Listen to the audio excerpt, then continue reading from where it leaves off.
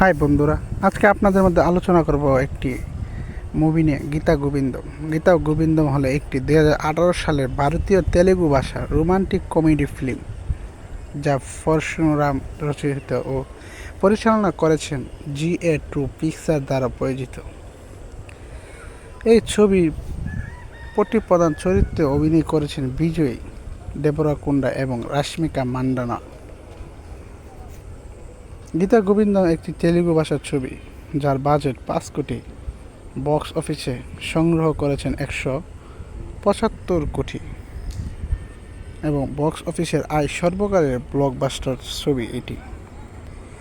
এই ছবিতে রয়েছে একটি রোমান্টিক কাহিনী, যার চরিত্রে অভিনয় করেছেন বিজয় দেবরাকোন্ডা।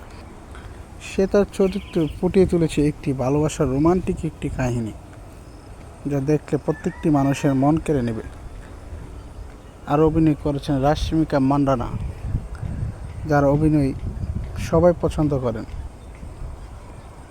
যারা এই মুভিটি দেখতে ইচ্ছুক, ইউটিউবে সার্চ করে এই মুভিটি দেখে নিতে পারেন। তবে ইউটিউবে নাও পেতে পারেন যদি আপনারা